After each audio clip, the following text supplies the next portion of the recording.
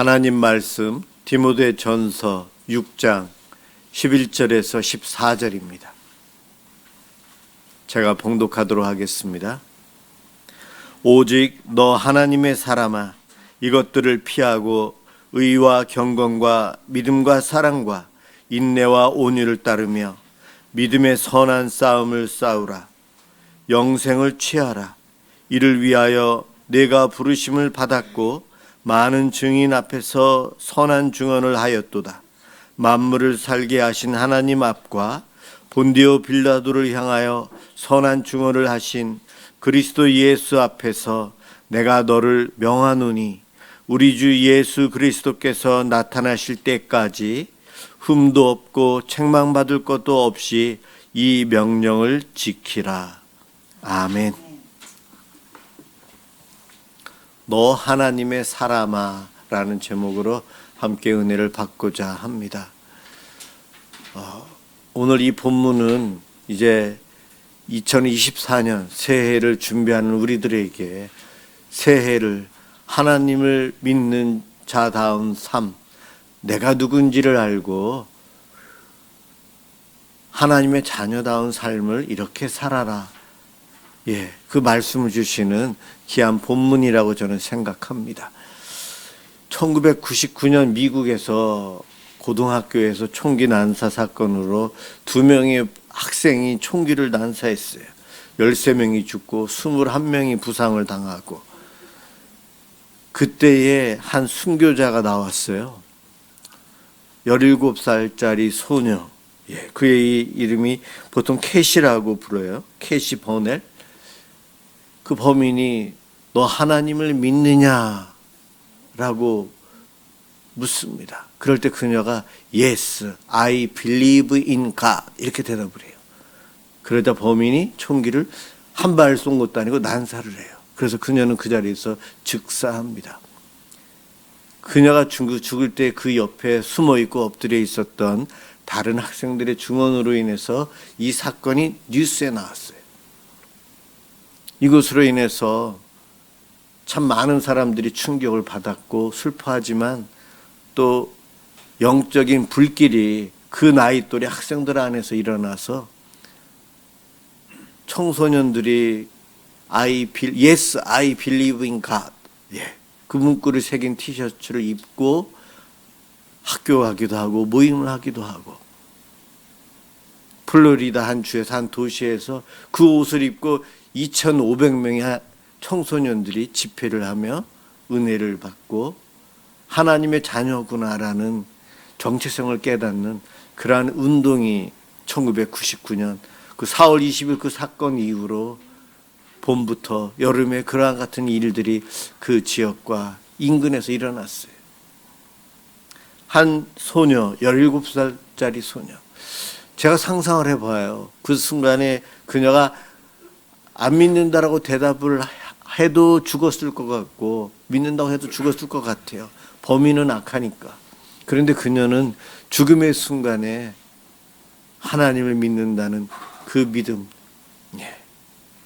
주님 오실 때까지 끝까지 경주하는 모습. 그녀의 인생의 끝은 17살이었는데 그때까지의 그의 삶이 어땠는지는 모르지만 마지막에 그의 고백은 엄청난 고백이었고 자기가 누군지를 범인 앞에서, 죽음 앞에서도 당당히 이야기할 수 있는, 오늘 본문의 예수님하고 똑같아요. 예수님이 본디오 빌라도 앞에서 선한 증언을 하셨는데 그녀가 바로 총을 들고 자기의 생명을 위협하고 있는 그 범인 앞에서 당당히 그 증언을 하고 그녀는 세상을 떠났어요. 참 슬프고 안타까운 사건이지만 그녀의 그 죽음을 통해 그리스도에 대한 증인들이 나오기 시작을 합니다. 하나님 나라는 이와 같은 일로 인해서 확장이 되었고 오늘 저와 여러분도 예수를 믿고 있어요. 나는 누구인가? 제가 이 교회 와서 나는 누구인가? 성도, 이런 설교를 한 10번 이상을 했던 것 같아요. 그런데 우리 피택자 교육을 하면서 우리가 누구일까요? 라고 질문할 때에 제가 원하는 대답은 안 나왔어요. 여러분, 내가 누구인가? 내가 왜 살아야 되는가? 내가 무슨 일을 해야 하는가? 이 질문이 청소년들에게만, 직업을 선택해야 되는 청소년들에게만 필요한 것이 아니에요. 무슨 과를 내가 선택할까? 그럴 때 고민해야 될 문제가 아니고 늘 평생 살아가면서 순간순간 우리들이 해야 될 질문이에요. 오늘 본문, 오직 너 하나님의 사람아, 바울이 디모데를 향해서 그렇게 부르고 있어요. 11절에서 그렇게 부르고 있는데 20절에 가면 뭐라고 부르는지 아세요?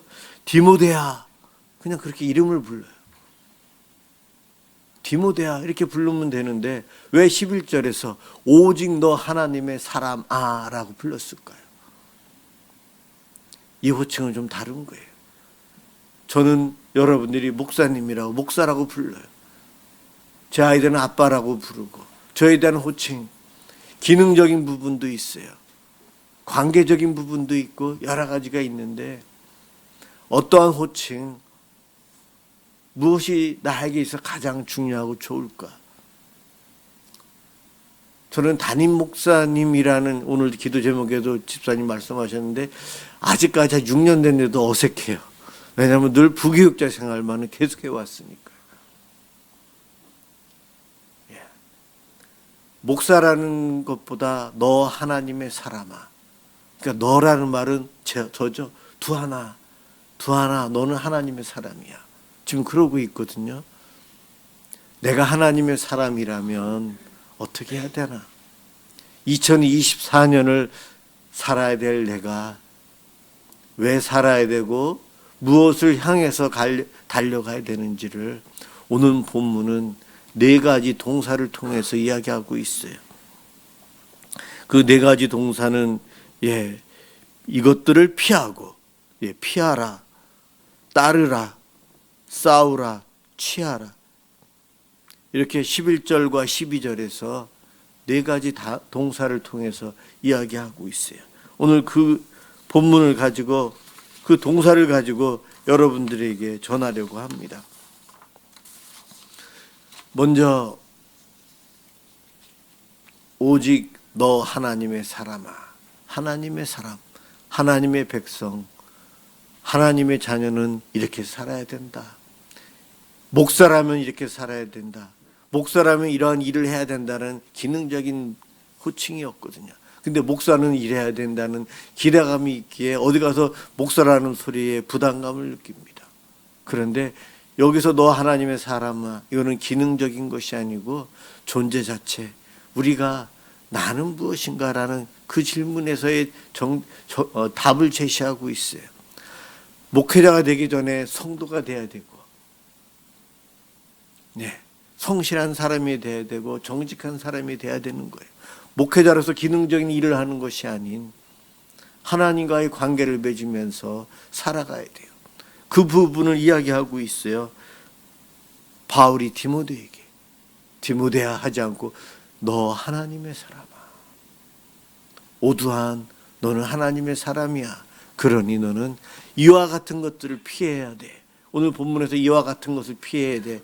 이와 같은 것은 앞에 있는 11절 앞에 3절부터 있는 내용이에요. 3절부터 있는 내용은 거짓 교사들이 전하는 내용들이에요. 그들은 복음 말고 다른 교훈을 3절에서 전하고 있다. 또 4절에 보면 그들은 교만하고 변론과 언쟁과 투기와 분쟁과 비방과 악한 생각을 하고 있다. 이와 같은 것들을 피하라. 5절에서 마음이 부패하는 것들을 피해라. 경건을 이익의 방패로 삼지 말라. 목사가 돈을 벌기 위해서 목회하지 말라. 그 얘기예요. 성도로서 교회를 이용해서 돈 벌지 말아라. 옆에 있는 믿음의 사람들을 통해서 교제하는 척하면서 유익을 취하지 말아라. 그 이야기를 하고 있어요. 거짓 교사들은 먹고 살고 돈 벌기 위해서 경건 생활하는 척, 열심히, 어느 누구보다도 열심히 경건의 모습을 보이거든요. 그렇게 하지 말라는 거예요. 그러면서 거짓 교사들은 돈을 사랑하는 자다. 10절. 돈을 사랑하는 것이 모든 악의 뿌리라고 이야기하는데 거짓된 사람들은 돈을 그렇게 사랑하며 산대요. 사실 돈을 안 좋아하는 사람이 어디 있어요. 그러나 사랑하지는 말래요. 돈은 좋아하는 거 괜찮은데 돈이 필요하잖아요. 우리의 생활에 있어서 돈이 없으면 안 되잖아요. 그러나 돈을 하나님만큼, 하나님보다 더 사랑해서는 안 된다는 거예요. 요즘 보면 돈 때문에 돈을 부모보다 더 사랑해요. 돈을 형제보다 더 사랑해요.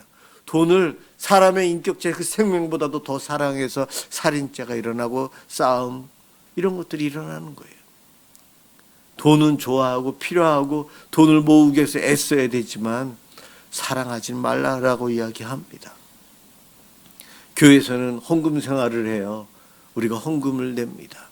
이 헌금을 돈을 사랑하는 사람은 헌금 내는 것이 너무너무 부담스러워져요.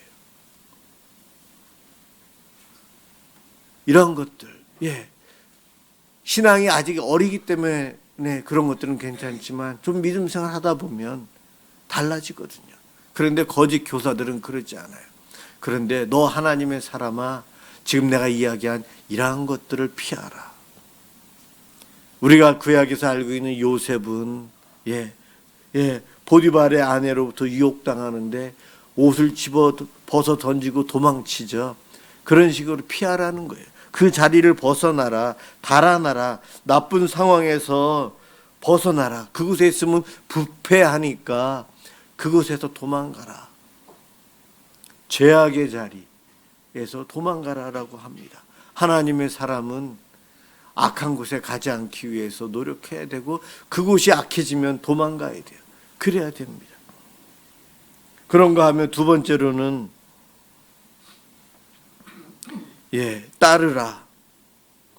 따르라고 했는데 여기 본문에 보면은 성령의 열매들을 이야기하고 있어요. 의, 경건, 믿음, 인내, 온유, 이와 같은 것들을 지금 이야기하고 있죠. 여러분, 의가 뭘까요? 의. 우리는 의롭지 않아요. 의라는 것은 하나님하고 관계예요. 하나님을 만나면 하나님의 의, 예수님의 의가 우리에게 덧입혀지는 것뿐이지 내가 의롭지는 않아요. 관계예요, 관계. 왜 주일날 예배 드리면 좋을까요? 하나님을 만나서 의롭지 못한 내가 의로워지기 때문에 행복하고 기쁜 거고요. 하나님께 예배를 드리면서 영생을, 천국의 삶을 경험하기 때문에 행복한 거예요.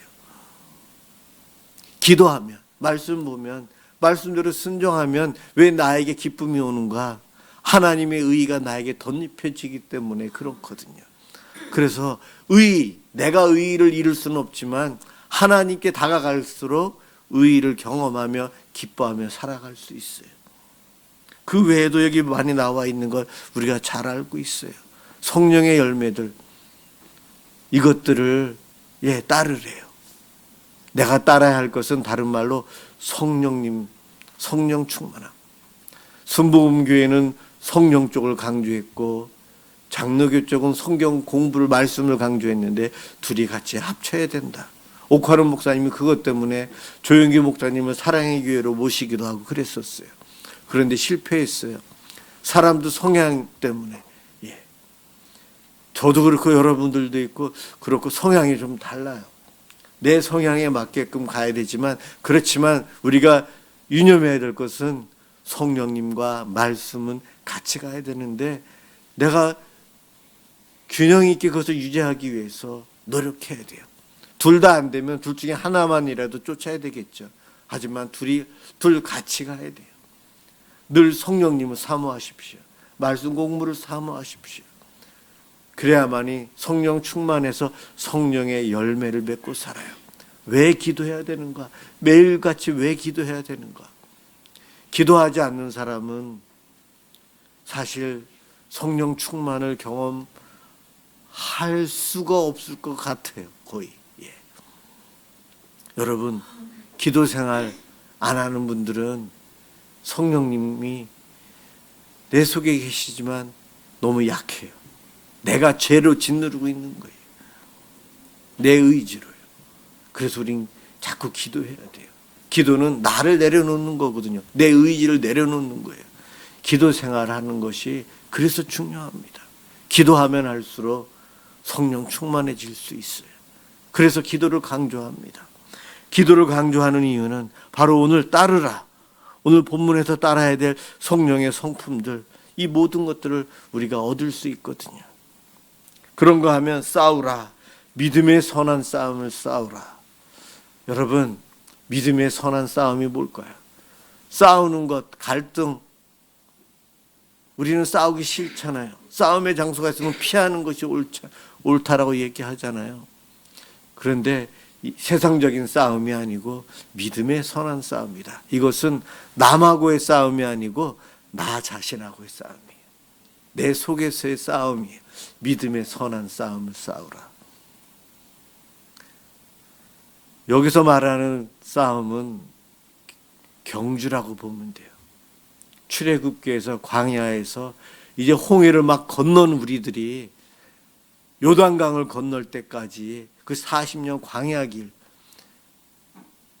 인내하고 말씀 순종하며 훈련받으며 광야에서 때로는 불평불만 속에 넘어지기도 하지만 하나님의 인도하심을 경험하면서 광야 생활을 이겨내는 것, 그래서 가나안 땅까지 이르는 것, 이것이 바로 믿음의 경주예요. 저도 운동선수를 잠깐 해봤고 운동 축구도 좋아해요. 운동을 하면 시작이 있고 끝이 있어요. 이 선한 싸움은 바로 이 경주와 같아요. 시작해서 끝까지 가야 돼요. 그런데 믿음의 선한 싸움은 결과가 이미 우리에게 승리로 약속되어져 있는 경기예요. 그 안에서 우리가 해야 될 것은 인내와 끝까지 싸워야 되는데, 인내하고 끝까지 싸워야 될 끝이 언젠가? 종말이에요. 예수님 오실 때까지, 개인적인 죽음이 있을 때까지, 세상의 종말이 있을 때까지 인내해야 합니다. 전반전이 끝났는데 체력이 고갈되어서 후반전을 못 뛰어요. 그러지 않기 위해서 하나님은 성령님을 통해 우리에게 힘을 주시거든요. 교회라는 공동체를 통해 위로와 격려와 함께 가는 것을 통해서 가능해요. 광야 생활 40년 훈련된 베두인들은 살아갈 수 있지만 애굽에서 노예로 430년을 살았던 그들이 광야 40년을 어떻게 이겨내겠어요? 모세와 함께 그룹을 지어서 공동체로 광야에서 이동을 하면서 하나님께서 베풀어 주시는 은혜를 경험하면서 인생의 경주를 하고 있어요. 그러나 때로 거기서 불평불만하며 애굽으로 돌아가는 탈락하는 선수들이 있어요. 선수 교체가 돼요. 그런데 우리들은 믿음의 경주를 끝까지 가라는 거예요.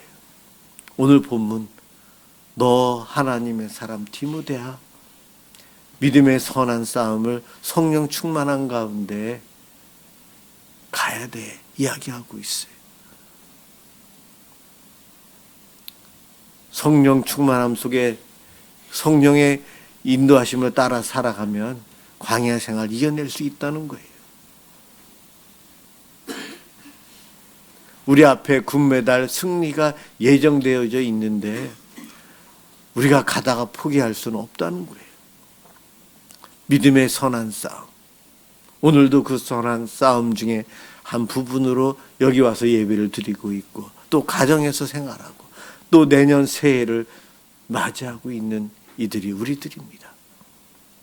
그런가 하면은 네 번째로, 취하라.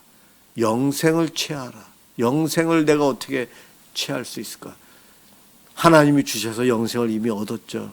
그런데 구원받은 백성들 중에 믿음의 크기와 신앙의 연륜과 하나님하고의 관계에서 의를 이루며 가까움을 누리고 사는 성도들과 그렇지 못한 성도들 사이에 이 영생을 취하라, 맛보며 살아가는 이 영생을 어떤 분은 취하고 살아가지만 어떤 분은 놓치고 살아가요.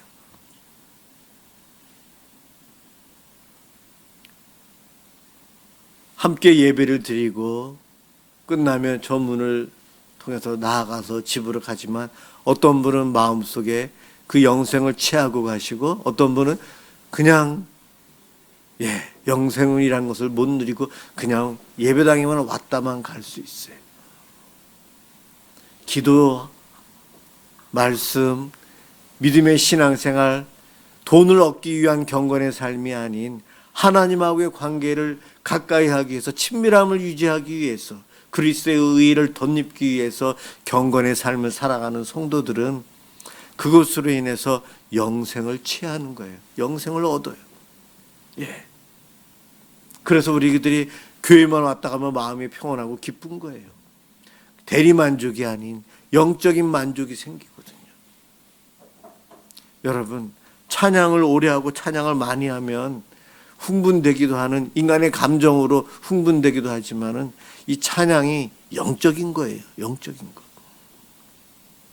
아까 기도 생활 안 하면 성령 충만하기 힘들다 말씀드렸는데 찬양 안 하면요.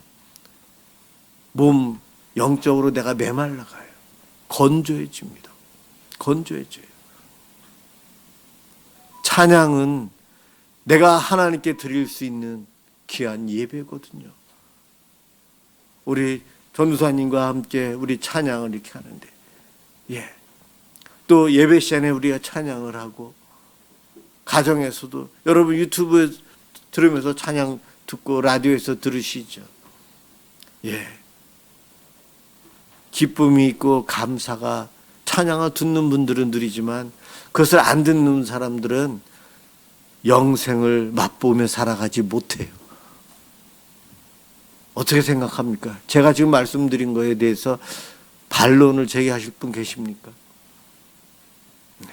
그런데 왜 여러분 찬양을 그렇게 잘 안 하시나요? 찬양을 해야 돼요. 내가 노래 못 부르면 듣기라도 들어야죠. 왜요? 내가 하나님께 드릴 수 있는 것은 예배와 찬양이에요.